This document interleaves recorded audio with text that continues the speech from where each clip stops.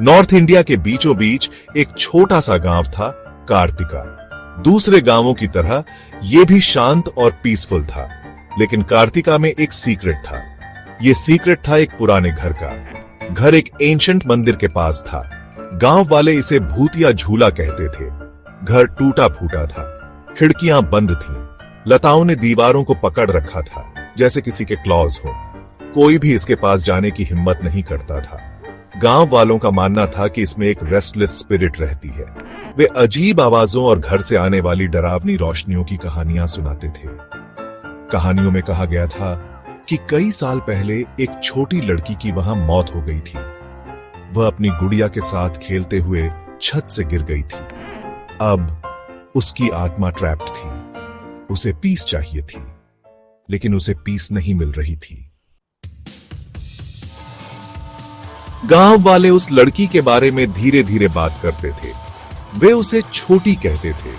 छोटी एक खुश मिजाज बच्ची थी। उसे पुराने घर के पास खेलना बहुत पसंद था। उसकी सबसे प्यारी कंपेनियन उसकी गुड़िया थी। वह घंटों उससे बातें करती, उसे कपड़े पहनाती और मानो वो जिंदा हो ऐसे खेलती रहती। एक दिन छोटी घर की छत पर चढ़ गई।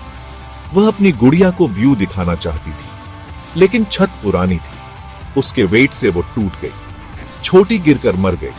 उसकी गुड़िया उसके पास ही टूटी पड़ी थी। गांव वालों ने गुड़िया को ढूंढा।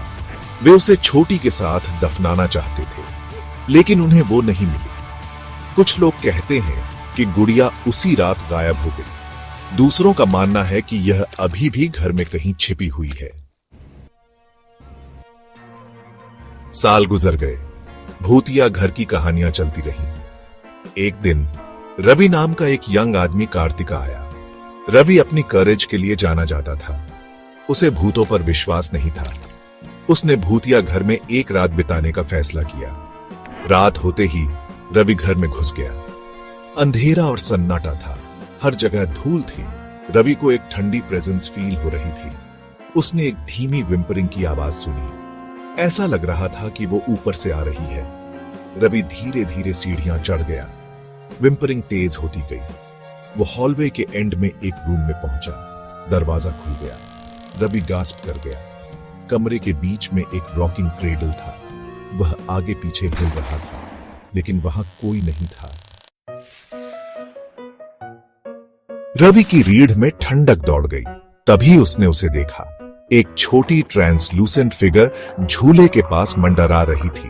वो छोटी थी। वो अपने हाथ फैलाए हुए थी, मानो किसी चीज के लिए बेगिंग कर रही हो। प्लीज, उसने फुसफुसाते हुए कहा। उसकी आवाज हवा की तरह थी।